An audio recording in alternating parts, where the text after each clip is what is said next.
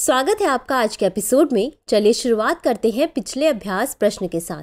प्रश्न था, काजीरंगा राष्ट्रीय उद्यान के संदर्भ में निम्नलिखित कथनों पर विचार कीजिए।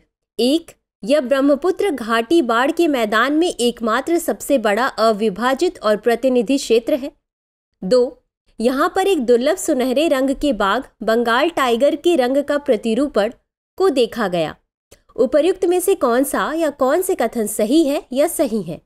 A केवल 1, B केवल 2, C 1 और 2 दोनों, D न तो 1 और न ही 2। इस प्रश्न का सही उत्तर है विकल्प C 1 और 2 दोनों। चलिए देखते हैं इसके विश्लेषण को। काजीरंगा राष्ट्रीय उद्यान वर्ष 1908 में निर्मित काजीरंगा राष्ट्रीय उद्यान यानी KNP असम राज्य की गोलाघाट और नागौन जिले में देश के उत्तर पूर्वी हिस्से के किनारे पर स्थित है। यह ब्रह्मपुत्र घाटी बाढ़ के मैदान में एकमात्र सबसे बड़ा अविभाजित और प्रतिनिधि क्षेत्र है, अतः कथन 1 सही है। हाल ही में काजीरंगा राष्ट्रीय उद्यान यानी KNP में एक दुर्लभ सुनहरे रंग के बाघ को देखा गया। KNP में देखे गए गोल्डन टाइगर बंगाल टाइगर का दुर्लभ रंग रूप है, जो वाइट बैंड नामक अप्रभावी जीन के कारण होता है, अतः कथन 2 सही है।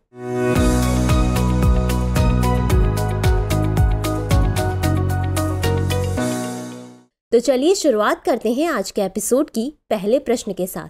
निम्नलिखित अनुप्रयोगों पर विचार कीजिए। 1. एप्लीकेशन स्पेसिफिक इंटीग्रेटेड सर्किट यानी ASICS। 2. Field programmable gate arrays यानी FPGAs। 3. सेंट्रल प्रोसेसिंग यूनिट्स यानी CPU। उपर्युक्त में से किसे AI चिप्स के उपयोग से डिजाइन किया जा सकता है? A केवल 1 और 2, B केवल 2 और 3, C 1, 2 और 3, D इनमें से कोई भी नहीं। इस प्रश्न का सही उत्तर है विकल्प C 1, 2 और 3। चलिए देखते हैं इसके विश्लेषण को। AI चिप को एक विशिष्ट आर्किटेक्चर के साथ डिजाइन किया गया है। इसमें गहन शिक्षण आधारित अनुप्रयोगों का समर्थन करने के लिए AI त्वरण को एकीकृत किया गया है। डीप लर्निंग मशीन लर्निंग का एक सबसेट है जो आर्टिफिशियल इंटेलिजेंस यानी AI के अंतर्गत आता है। इसे एक्टिव न्यूरल नेटवर्क यानी ANN या डीप न्यूरल नेटवर्क यानी DNN के रूप में भी जाना जाता है। यह कंप्यूटर कमांड या एल्गोरिदम की श्रृंखला को जोड़ती है जो गतिविधि और मस्तिष्क संरचना को उत्तेजित करती है। विविध AI अनुप्रयोगों के लिए डिजाइन किए गए AI चिप्स के प्रकार: एप्लीकेशन स्पेसिफिक इंटीग्रेटेड सर्किट यानी ASICS, field programmable gate arrays यानी FPGAs, सेंट्रल प्रोसेसिंग यूनिट्स यानी CPU और GPU, अतः विकल्प C सही है। अगला प्रश्न है, निम्नलिखित कथनों पर विचार कीजिए। 1. भारत और फ्रांस ने भारत प्रशांत क्षेत्र में स्थायी समाधान के लिए एक भारत प्रशांत त्रिपक्षीय विकास सहयोग कोष की स्थापना की है। 2. हाल ही में ओमान की खाड़ी में भारत, फ्रांस और संयुक्त अरब अमीरात यानी UAE के बीच समुद्री साझेदारी अभ्यास का पहला संस्करण आयोजित किया गया। उपर्युक्त में से कौन सा या कौन से कथन सही है या सही है? A केवल 1, B केवल 2, C 1 और 2 दोनों, D न तो 1 और न ही 2। इस प्रश्न का सही उत्तर है विकल्प C 1 और 2 दोनों। चलिए देखते हैं इसके विश्लेषण को। भारत और फ्रांस सितंबर 2022 में एक इंडो पैसिफिक त्रिपक्षीय विकास सहयोग कोष स्थापित करने पर सहमत हुए हैं। यह इंडो पैसिफिक क्षेत्र के देशों के लिए स्थायी अभिनव समाधानों का समर्थन करता है, अतः कथन 1 सही है। भारत, फ्रांस और संयुक्त अरब अमीरात यानी UAE समुद्री साझेदारी अभ्यास का पहला संस्करण 7 जून 2023 को ओमान की खाड़ी में शुरू हुआ। इसमें INS तरकश, फ्रांसीसी जहाज सुरकॉफ, फ्रेंच राफेल विमान और UAE नौसेना के समुद्री गश्ती विमान की भागीदारी थी, अतः कथन 2 सही है। यह सर्वोत्तम पद्धतियों के आदान प्रदान पर जोर देता है और भारत, फ्रांस व संयुक्त अरब अमीरात के मध्य नौसैनिक सहयोग बढ़ाने का मार्ग प्रशस्त करता है। अगला प्रश्न है, भ्रूण के विकास के संदर्भ में निम्नलिखित कथनों पर विचार कीजिए। 1. भ्रूण निषेचन के दौरान शुक्राणु और अंड के संलयन से बनने वाली प्रारंभिक कोशिका है। 2. युग्मनज निषेचन के क्षण से लेकर गर्भावस्था के लगभग 8वें सप्ताह तक विकास का प्रारंभिक चरण है। 3. गर्भ प्रसव पूर्व विकास के बाद का चरण है जिसमें शिशु के अंगों तथा प्रणालियों का विकास होता है। उपर्युक्त में से कितने कथन सही हैं? ए केवल 1, बी केवल 2, सी सभी 3, डी इनमें से कोई भी नहीं। इस प्रश्न का सही उत्तर है विकल्प ए केवल 1। चलिए देखते हैं इसके विश्लेषण को। युग्मनज निषेचन के दौरान शुक्राणु तथा अंड के संलयन से बनने वाली प्रारंभिक कोशिका, अतः कथन 1 सही नहीं है। भ्रूण निषेचन के क्षण से लेकर गर्भावस्था के लगभग 8वें सप्ताह तक विकास का प्रारंभिक चरण है, अतः कथन 2 सही नहीं है। गर्भ प्रसव पूर्व विकास के बाद का चरण जो 9वें सप्ताह से शुरू होकर शिशु के जन्म को संदर्भित करता है, इसी दौरान शिशु के अंगों तथा प्रणालियों का विकास होता है, अतः कथन 3 सही है। अगला प्रश्न है, भारत में विदेशी निवेश के संबंध में निम्नलिखित कथनों पर विचार कीजिए। 1. विदेशी पोर्टफोलियो निवेश यानी एफपीआई में लंबी अवधि में निवेश शामिल होता है। 2. प्रत्यक्ष विदेशी निवेश यानी एफडीआई में लघु से मध्यम अवधि में वित्तीय परिसंपत्तियों में निवेश शामिल है। 3. भारत के साथ भूमि सीमा साझा करने वाले देशों से एफडीआईज के लिए सरकार की पूर्व मंजूरी अनिवार्य है। उपर्युक्त में से कौन सा या कौन से कथन सही है या सही है? ए केवल 1 और 2, बी केवल 3, सी केवल 1 और 3, डी 1, 2 और 3। इस प्रश्न का सही उत्तर है विकल्प बी केवल 3। चलिए अब देखते हैं इसके विश्लेषण को। विदेशी निवेश में 2 व्यापक रूप से चुने गए निवेश मार्ग शामिल हैं। प्रत्यक्ष विदेशी निवेश यानी एफडीआई, विदेशी पोर्टफोलियो निवेश यानी एफपीआई।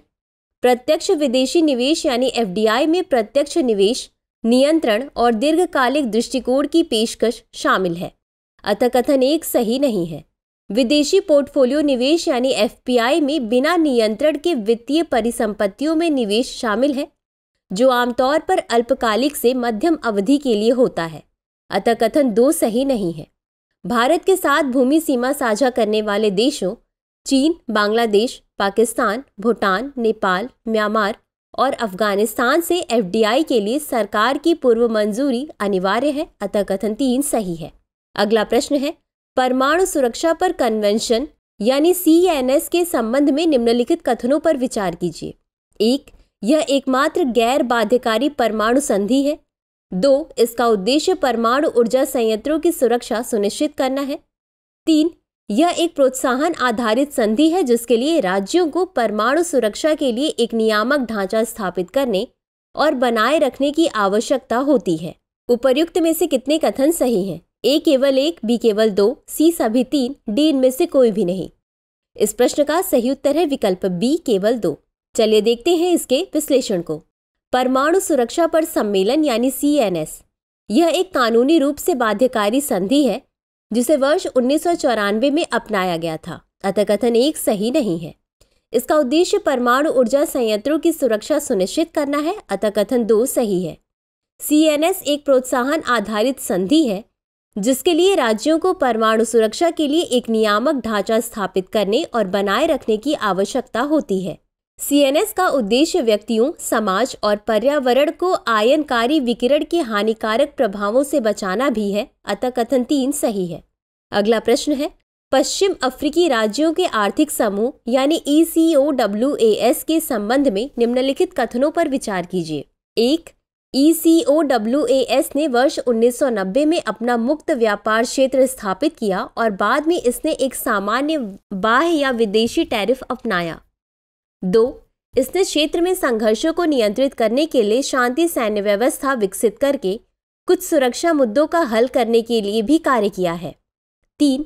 भारत का ECOWAS के साथ दीर्घकालिक संबंध है और वर्ष 2004 में इसे निकाय के पर्यवेक्षक का दर्जा दिया गया था। उपर्युक्त में से कितने कथन सही नहीं है? ए केवल 1, बी केवल 2, सी सभी 3, डी इनमें से कोई भी नहीं। इस प्रश्न का सही उत्तर है विकल्प डी, इनमें से कोई भी नहीं। चलिए अब देखते हैं इसके विश्लेषण को। Economic Community of West African States यानी ECOWAS एक क्षेत्रीय समूह है जिसका उद्देश्य पश्चिम अफ्रीकी उपक्षेत्र के आर्थिक एकीकरण और साझा विकास को बढ़ावा देना है। ECOWAS ने वर्ष 1990 में अपना मुक्त व्यापार क्षेत्र स्थापित किया और जनवरी 2015 में एक सामान्य बाह्य या विदेशी टैरिफ अपनाया, अतः कथन 1 सही है। इसकी स्थापना मई 1975 में 15 पश्चिम अफ्रीकी देशों द्वारा नाइजीरिया के लागोस में की गई थी। इसके संस्थापक सदस्य राष्ट्र Benin, Burkina Faso, Cote d'Ivoire, Gambia, Ghana, Guinea, Guinea Bissau, Liberia, Mali, Mauritania, Niger, Nigeria, Sierra Leone, Senegal और टोगो है। इसका मुख्यालय अबुजा, नाइजीरिया में है। इसने क्षेत्र में संघर्षों को नियंत्रित करने के लिए शांति सैन्य व्यवस्था विकसित करके कुछ सुरक्षा मुद्दों को हल करने के लिए भी कार्य किया है। अतः कथन 2 सही है। प्रारंभ में वर्ष 1990 में गृह युद्ध के दौरान लाइबेरिया और वर्ष 1997 में लोकतांत्रिक रूप से निर्वाचित सरकार को सत्ताहीन करने के बाद सैनिकों को सिएरा लियोन भेजा गया था। भारत का ECOWS के साथ दीर्घकालिक संबंध है और वर्ष 2004 में इसे निकाय के पर्यवेक्षक का दर्जा दिया गया था। अतः कथन 3 सही है। अगला प्रश्न है, भारत में हिम तेंदुए की जनसंख्या आकलन यानी SPAI कार्यक्रम के संदर्भ में निम्नलिखित कथनों पर विचार कीजिए। 1. SPAI कार्यक्रम में भारत में विभिन्न हिम तेंदुओं के आवासों में कैमरा ट्रैपिंग, आनुवांशिक नमूनाकरण और आवास मूल्यांकन शामिल है। 2.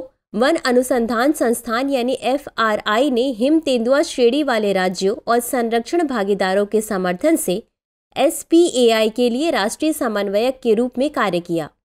उपर्युक्त में से कौन सा या कौन से कथन सही है या सही है? A केवल 1, B केवल 2, C 1 और 2 दोनों, D न तो 1 और न ही 2।